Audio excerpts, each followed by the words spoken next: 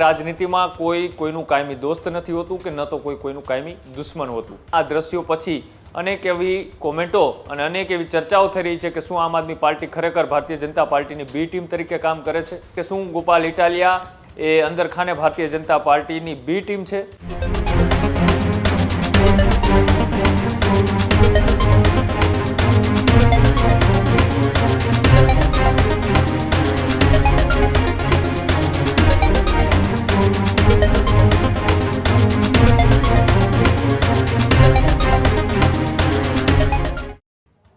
સમાચારોમાં આગળ વાત ગાંધીનગરની કે ગઈકાલે આપનું એક પ્રતિનિધિમંડળ મુખ્યમંત્રી સાથે મુલાકાત કરવા માટે સ્વર્ણિમ સંકુલ ગાંધીનગર પહોંચે છે અને એ પહેલા સ્વર્ણિમ સંકુલની અંદર અનોખા દ્રશ્યો જોવા મળે છે।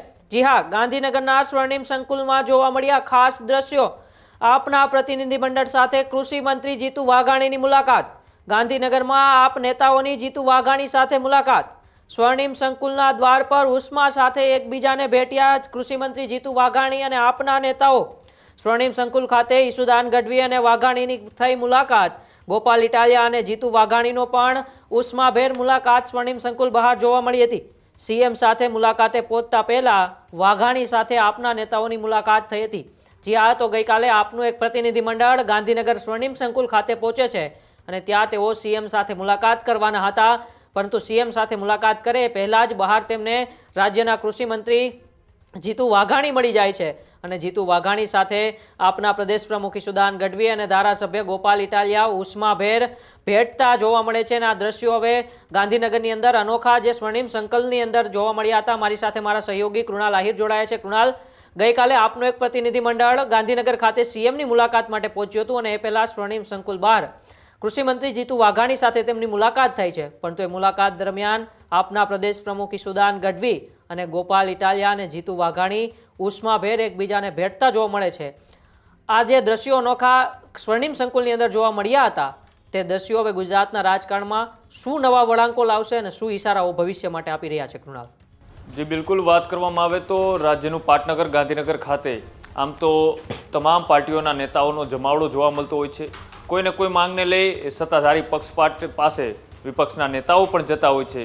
એ જ રીતના એ રાજ્યની જે પાટનગર છે ગાંધીનગર તેના સ્વર્ણિમ સંકુલ ખાતે રાજ્યના મુખ્યમંત્રીને આમ આદમી પાર્ટીનું એ પ્રતિનિધિત્વ મંડળ 11 મુદ્દાઓને લઈ અને સીએમ સાથે મુલાકાત કરવા માટે પહોંચ્યું હતું।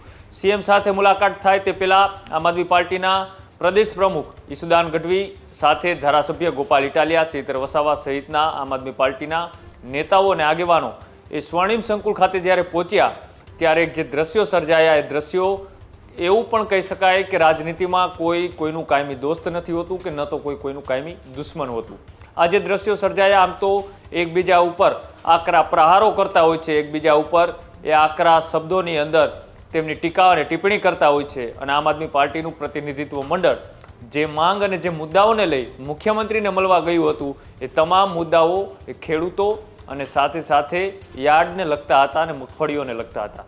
આ તમામ મુદ્દાઓને લઈ એ કૃષિ મંત્રી તેમને રસ્તામાં મળી જાય છે અને કૃષિ મંત્રી સાથે જે વાર્તાલાપ થયો, એકબીજાને ગલે મળ્યા, આ ગળ્યા મળ્યા બાદ એ ગુજરાતની રાજનીતિમાં એક એવી ચર્ચાઓ પણ શરૂ થઈ છે કે શું આ માત્ર એક ઔપચારિકતા હતી કે પછી કાંઈ સંયંગ હતો। જે રીતના આવી રીતના અચાનક કોઈ નેતાઓ ભેટતા હોય છે ત્યારે તર્ક અને વિતર્કો ચાલુ થઈ જતા હોય છે કે શું હવે ગોપાલ ઇટાલિયા ભારતીય જનતા પાર્ટીમાં જતા રહેશે કે પછી જતા પહેલાંનો આ કોઈ સંકેત હતો કે કેમ, આવી ચર્ચાઓ પણ શરૂ થતી હોય છે। પણ આજે ત્યારે મુલાકાત હતી એ મુલાકાત એ રાજ્યના અલગ અલગ પ્રશ્નોને લઈ આમ આદમી પાર્ટી જે લડત આપી રહી છે તેને લઈ અને તેઓ મુખ્યમંત્રી પાસે એક મુલાકાત માટે ગયા હતા અને જીતુ વાઘાણી સાથે આજે એક અચાનક એક મુલાકાત થઈ ગઈ। આ મુલાકાત બાદ અનેક સવાલો જે ઉઠી રહ્યા છે એ સવાલો એ કે જ્યારે આવી રીતના કોઈ મુલાકાતો થતી હોય છે એ મુલાકાતોના ફોટો અથવા તો જ્યારે વિડીયો વાયરલ થઈ જાય પછી નેતાઓ ઉપર કંઈક ને કંઈક એવી ટિપ્પણીઓ થતી હોય છે કે શું ગોપાલ ઇટાલિયા એ અંદરખાને ભારતીય જનતા પાર્ટીની બી ટીમ છે।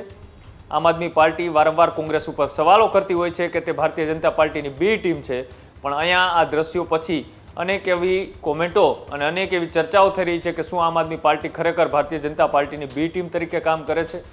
આમ તો રાજનેતાઓ એકબીજાને મળવું એ કાંઈ ખોટું નથી। રાજનીતિની અંદર આજે ઔપચારિક અને અચાનક જે મુલાકાત થઈ એ કદાચ એક હેલ્ધી રાજનીતિનું પણ સંકેત હોઈ શકે અને સાથે જ આવનારા દિવસોમાં એ કોઈ ફેરબદલ થાય અથવા તો બીજી પાર્ટીમાં જોડાય તો તેના પણ સંકેત હોઈ શકે. પણ અત્યારની જે આ મુલાકાતના વિડીયો એ ખૂબ અત્યારે ચર્ચાઓમાં છે, વાયરલ પણ થઈ રહ્યા છે. આ મામલે હજુ સુધી એ આમ આદમી પાર્ટીના નેતાઓને પૂછવામાં આવ્યું હશે તો તેમને કદાચ જવાબ નથી આપ્યો અને આવું કોઈ એવું નિવેદન પણ એમનું સામે નથી આવ્યું કે આ મુલાકાત એ ઔપચારિક હતી કે પછી જીતુ વાઘાણીને પહેલેથી જ મળવાનું એ નક્કી કરવામાં આવ્યું હતું. હવે જ્યારે કોઈ આમ આદમી પાર્ટીના નેતાઓ આ મામલે કોઈ નિવેદન આપે તો જ ખબર પડે ઉમંગ કે આ મુલાકાત એ ઔપચારિક હતી કે પછી કાંઈ સંયમ હતો. જી બિલકુલ, આભાર કૃણાલ જોડાવા બદલ. પણ અત્યારે તો ગઈકાલે જે સ્વર્ણિમ સંકુલ બહાર જે દ્રશ્યો સર્જાયા હતા એ બાદ હવે ચર્ચાઓ તો અનેક ચર્ચાઓ તે જ થઈ હોય છે કે શું ગોપાલ ઇટાલિયા કે ઈશુદાન ગઢવી ભારતીય જનતા પાર્ટીમાં જોડાઈ જશે કે નહીં. પરંતુ અત્યારે જે પણ દ્રશ્યો સર્જાય છે ક્યાંક ને ક્યાંક ગુજરાતની રાજનીતિના ખેલદિલીના દ્રશ્યો હોય તેવું પણ લાગી રહ્યું છે. અને આવા જ દ્રશ્યો હંમેશા લોકશાહીને લોકતંત્રની અંદર જીવંત રાખતા હોય છે. ત્યારે ગુજરાતની અંદર આવા ભૂતકાળની અંદર પણ અનેક દ્રશ્યો આપણે જોયા છે જેમાં પક્ષ અને વિપક્ષના નેતાઓ એકબીજાને હરખથી ભેટતા હોય છે અને વાતચીત કરતા હોય છે. ત્યારે ફરી એક વખત ગઈકાલે જ્યારે સ્વર્ણિમ સંકુલ બહાર આપનું પ્રતિનિધિ મંડળ સીએમ સાથે મુલાકાત કરવા પહોંચ્યું હતું ત્યારે જીતુ વાઘાણી અચાનક મળી જાય છે અને જીતુ વાઘાણી પણ હર્ષાભેર ઈશુદાન ગઢવી અને ગોપાલ ઇટાલિયાને ભેટે છે અને આપનું પ્રતિનિધિ મંડળ પણ જીતુ વાઘાણીને હર્ષાભેર મળે છે. પરંતુ રાજ્યની અંદર તો અનેક ચર્ચાઓ તે જ થઈ છે પણ અત્યારે તો એવું માનવામાં આવી રહ્યું છે કે ફરી એક વખત આ દ્રશ્યોની અંદર ગુજરાતની રાજનીતિની ખેલદિલી દર્શાવાઈ છે.